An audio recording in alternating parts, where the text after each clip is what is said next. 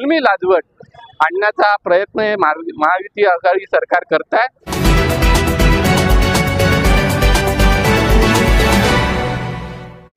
काँग्रेस नेते अभ्युदय मेघे यांची सरकारवर घणाघाती टीका। या सरकारच्या स्वातंत्र्यावर विश्वास नाही, त्यामुळेच भारताच्या स्वातंत्र्य लढ्यात कधी सहभाग घेतला नाही। स्वातंत्र्यावर गदा आणणारे विधेयक या सरकारने आणले। भाषण स्वातंत्र्य, संचार स्वातंत्र्य यावर गदा आणणारे हे विधेयक आहे। लोकशाहीचा गळा घोटणारे हे विधेयक आहे, अशी टीका काँग्रेस नेते अभ्युदय मेघे यांनी विशेष जनसुरक्षा विधेयकावर केली आहे।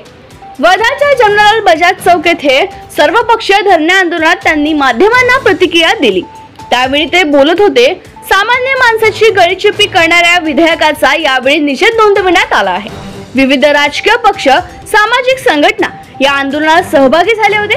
काँग्रेस जिल्हाध्यक्ष मनोज चांदूरकर, काँग्रेस नेते शैलेश अग्रवाल, शेखर शेंडे, अर्चना भोबले, राष्ट्रवादी काँग्रेस जिल्हाध्यक्ष सुनील राऊत, नितेश कराडे, शिवसेनेचे नेते नेहाल पांडे, राजू खुपसरे, माजी आमदार अशोक शिंदे, प्रमोद भोमले, मकापचे नेते यशवंत झाडे, हेमलता मेघे, अविनाश काकडे, संदीप किटे आदी आंदोलनात सहभागी झाले। जोरदार घोषणाबाजी करीत निषेध नोंदविण्यात आला आहे।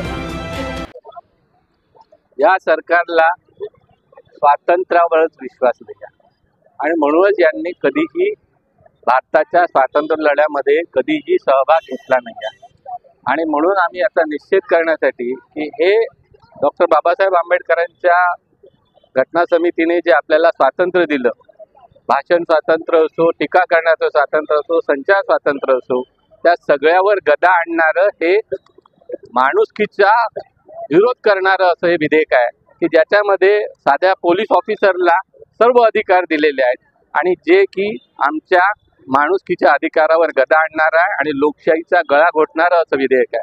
आणि याची सुरुवात आम्ही वर्धेतून 23 मार्चला शहीद भगतसिंग यांच्या स्मृतिदिनापासून सुरुवात केली होती आणि याचं आंदोलन आम्ही मागच्या वर्षीपासून सुरुवात केलेली आहे।